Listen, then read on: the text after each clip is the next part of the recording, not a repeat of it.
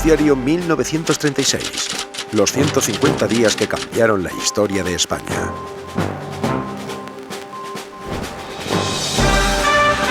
Noticiario independiente de la tarde. Desde nuestros estudios de la calle Antonio Maura de Madrid.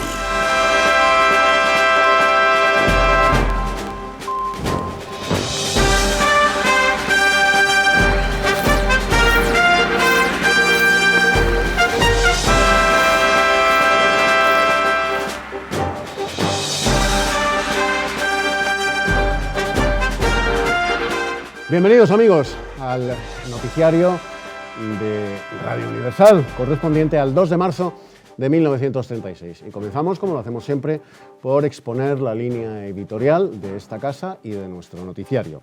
Desde la victoria electoral del Frente Popular, las manifestaciones de signo revolucionario se han multiplicado. El presidente del Consejo de Ministros, Manuel Azaña, dice que quiere canalizar los ímpetus del pueblo a través de los cauces constitucionales republicanos, pero su victoria política depende en exclusiva de la movilización total hacia las candidaturas de la coalición de izquierdas que fueron efectuadas por las organizaciones revolucionarias. La dependencia que tiene de ellas se manifiesta en la absoluta impunidad de los militantes de las asociaciones revolucionarias del Frente Popular. Los sectores revolucionarios del socialismo hablan de Manuel Azaña como nuestro Kerensky, haciendo alusión clara al fin de la democracia republicana ante una revolución que cada vez se manifiesta de forma más incontrolada en las calles de todas nuestras ciudades. La actuación de los guardias de asalto solo se produce contra los militantes y simpatizantes de la derecha. Se ha producido el cierre de círculos derechistas, medios de prensa y multas a sus actividades. Las provocaciones de la izquierda han causado que se multipliquen los hechos vandálicos contra propiedades de congregaciones religiosas, asociaciones derechistas y particulares de personas de reconocida afiliación católica o contrarrevolucionaria. Incluso las mujeres tienen miedo de ir solas por la calle ante las amenazas producidas por bandas de facinerosos de izquierdas que las acosan por ser enemigas del pueblo.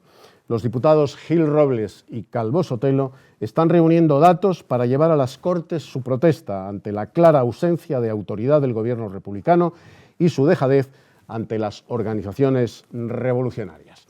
Y les dejamos, antes de dar paso a nuestra información nacional, con una melodía que está causando verdadero furor. Se trata del pasodoble El Gato Montés de Manuel Penella.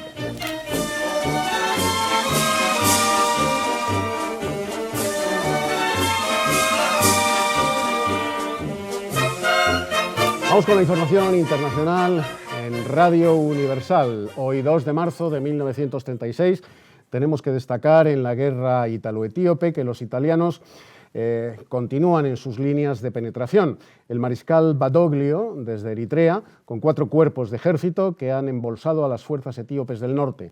A su vez, el mariscal Graziani, desde Somalia, ha penetrado por el sur, distrayendo los recursos del Negus. La profusión de material moderno, motorizado y aéreo y el número de tropas utilizado, que suma a varios centenares de miles de soldados y voluntarios, proporcionan una superioridad incontestable al avance de las tropas de la Italia fascista. La conquista del imperio etíope es cuestión de días, según los expertos, y a pesar de las amenazas de la Sociedad de Naciones, la sociedad italiana se muestra entusiasmada con la victoria militar y la agregación del futuro territorio a un imperio africano, como prometió el primer ministro Benito Mussolini. Y ahora les dejamos con una noticia de publicidad. Retenga en su boca el encanto de la juventud con la crema dental Listerine. En el ámbito nacional tenemos que destacar que en el diario monárquico ABC, su director, hijo del fundador de Prensa Española, Juan Ignacio Luca de Tena, ha tenido una reunión con el Consejo de Administración de la empresa donde ha propuesto incluso la disolución de la sociedad antes que ceder ante las exigencias del gobierno en solidaridad con sus trabajadores actuales. Y nos pasan de redacción ya las noticias referentes al mundo del toro y de los deportes. El sábado por la noche, en Las Arenas, en la provincia de Vizcaya, se verificó una reunión de boxeo de la que el público salió muy satisfecho. Los resultados fueron los siguientes. El Tigre de Tarlanga venció por puntos a Kit López, el Morrosco a Pecha por KO técnico, a Iturbe por puntos a Morel y Zubiaga por abandono al francés Alens Marin. Y en el campo del motor hay que destacar que el Gran Premio Automovilístico de Pau, en Francia, se llevó a cabo con 10 corredores. La internacionalidad de la prueba fue proporcionada por la presencia del español Villapadierna y del inglés Martin. Todos los demás eran franceses. La prueba se disputó sobre 100 vueltas del circuito trazado en el interior de la misma ciudad, de Pau.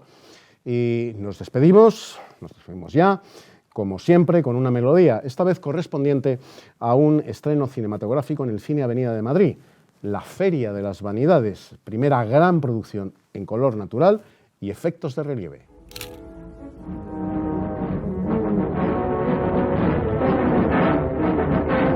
Captain Thorndyke has just told us. Napoleon has escaped from Elba. Bueno, pues aquí estamos, a donde nos hemos trasladado desde el 2 de marzo de 1936. Hoy es 2 de marzo de 2019. Y para explicarnos lo que nosotros les hemos contado en el noticiario 1936, está con nosotros Milagrosa Romero Samper, que es profesora titular de Historia de la Universidad CEU San Pablo. Milagrosa, muy bienvenida.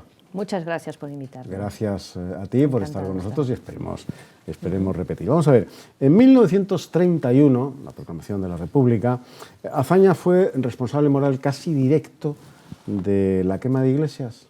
Supongo que esto viene por la famosa frase apócrifa de todas las iglesias de Madrid no valen la vida de un republicano, que en realidad no parece que pronuncie Azaña como presidente del Consejo, sino Miguel Maura, ministro del Interior y además católico.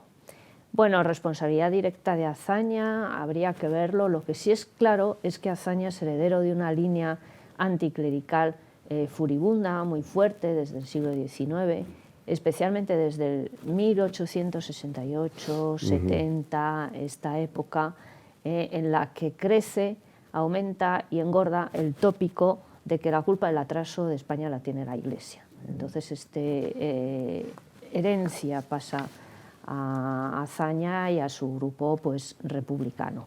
Lo que parece ser el testimonio más directo que liga a Azaña o su grupo con esta quema de conventos es del cardenal Vidal y Barraquer, que hablando con un exministro le cotillea un poco que en los ambientes más radicales del Ateneo, en los cuales está implicado pues, Ramón Franco, el garbanzo negro de la familia Franco, Rada, compañero suyo del Plus Ultra, y otros, al ver que Julio Ruiz de Alda. Con Ruiz de Alda, fundador de la Falange, menudos tres que se juntaron ahí, no sé cómo vivirían en el avión. Bueno, ese es el ejemplo de lo que los españoles podemos hacer juntos. Claro, eso fue en el 26, antes de todo el lío. Ramón Franco, masón, republicano, masón, Rada, comunista, y Julio Ruiz de Alda, falangista, los tres juntos en la cabina del Plus Ultra, camino de Buenos Aires. En el año 26. Claro, fíjate, o sea, qué maravilla. Se acabó la historia. O sea, ahí no hay más España que esa.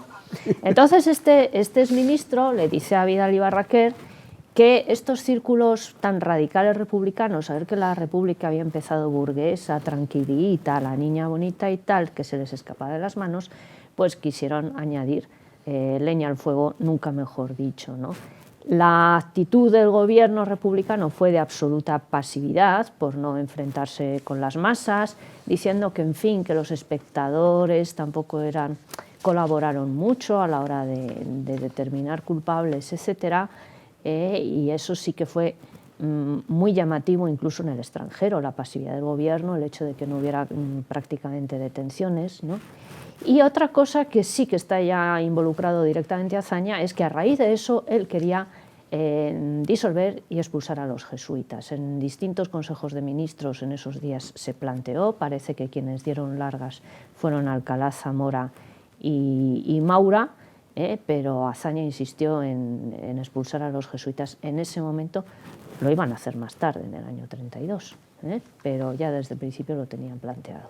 Y por cierto, como anécdota categórica, Milagrosa, hay que contarle a nuestros telespectadores que Rada, tripulante del Plus Ultra, comunista, luego acabó, mucho después de la Guerra Civil, trabajando como técnico de alta frecuencia en Radio Intercontinental de Madrid, cuando Radio Intercontinental de Madrid, su presidente era don Ramón Serrano Súñer. Sí. Casi nadie. Bueno, pues Rada trabajó como técnico de alta frecuencia en la emisora Sí. hasta que murió. Este es un buen ejemplo de la represión franquista. En la emisora de don Ramón Por Serrano ejemplo, Súñer. ni más ni menos. Una represión feroz, como Sí. pueden ustedes comprobar.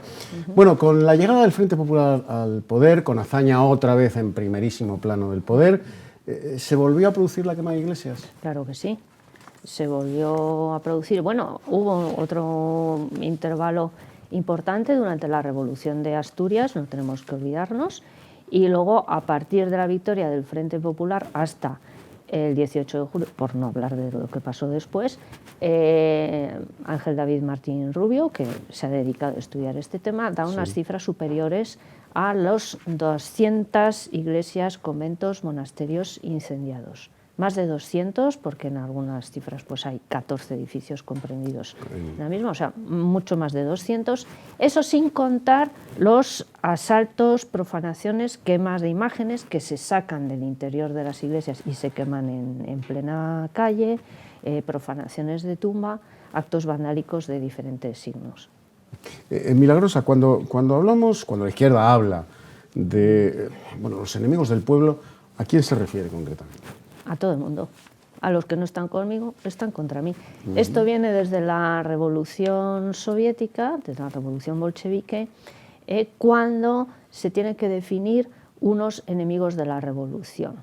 Los enemigos de la revolución, que son los enemigos del partido. Entonces, bien, la aristocracia, la Iglesia, la burguesía capitalista, y cuando ya los hemos exterminado a todos necesitamos un enemigo para seguir funcionando. Entonces, ¿dónde buscamos este enemigo?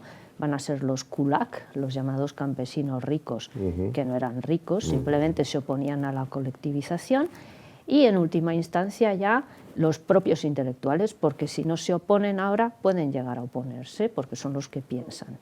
Entonces, de ahí va a saltar el término antifascista para unir a todos los demás que son los fascistas, aunque no lo fueran. Por ejemplo, el Comintern, la Tercera Internacional Comunista, les viene Dios saber cuando aparece en el horizonte don Benito Mussolini y cuando aparece don Adolfo Hitler, porque a partir de ese momento ya los vamos a llamar a todos fascistas y ya está. Y en última instancia van a ser también los propios partidos burgueses. No tenemos que olvidar esto hablando de la Segunda República Española y de cara a lo que va a ser el Frente Popular. Entonces, enemigos del pueblo son los enemigos del partido y los que no se pliegan a mis directrices políticas. Hoy hemos cambiado el eufemismo, por mejor decirlo, ha cambiado la izquierda el eufemismo, enemigo del pueblo, por el despectivo y genérico facha. Todo aquel que no es como yo es un facha. Sí, pues que se sepa que el término fascista, antifascista, se aplica incluso a gente tan poco fascista en esos años 30 como a los propios anarquistas, a los que la Tercera Internacional llama socialfascistas pequeño burgueses, que era lo que más rabia le podía dar un anarquista español o catalán, que le llamaran pequeño burgués, solo podíamos llegar hasta ahí. Milagrosa, ¿es cierto que el gobierno estuvo barajando la posibilidad de cerrar el periódico con más solera de España, que entonces era, y hoy sigue siendo, ABC? ¿Por qué? No, no es que lo barajó, es que lo hizo directamente en varias ocasiones, empezando por la quema de conventos de mayo del 31, siguiendo por la época del golpe de Sanjurjo, etcétera, etcétera. Y no fue el único periódico, sino todos los que en algún momento manifestaban su discrepancia, sus críticas hacia el gobierno, en virtud además de la Ley de Defensa de la República, que prohibía cualquier tipo de críticas, cosa que creo que es muy actual también. Vamos a hablar de la Guardia de Asalto. ¿Qué era este cuerpo policial? Por supuesto armado. ¿Cómo se funda? ¿Con qué objetivo? Etcétera. Pues la Guardia de Asalto es un invento de Azaña, cuando es ministro de Defensa, al tiempo que presidente del Consejo de Ministros. Es un cuerpo, digamos, paralelo a la Guardia Civil. La Guardia Civil ha sido creada en el siglo XIX para mantener el orden público en un medio rural, y la Guardia de Asalto está destinado ya no a la lucha contra el bandolerismo, etcétera, sino a los conflictos sociales en un medio urbano. Y entonces las grandes ciudades. Azaña disminuye los efectivos del ejército, pero aumenta las fuerzas del orden público. Pues muchísimas gracias a nuestra profesora Milagrosa Romero Samper, profesora titular de Historia en la Universidad CEU San Pablo, por haber estado con nosotros. Gracias a vosotros. Esperamos volver a verte en más ocasiones y a todos ustedes, desde luego, esperamos volver a verles y a escucharles, ustedes a nosotros, evidentemente, mañana a las 9:30 en Noticiario 1936. Hasta mañana, amigos. Muchas gracias.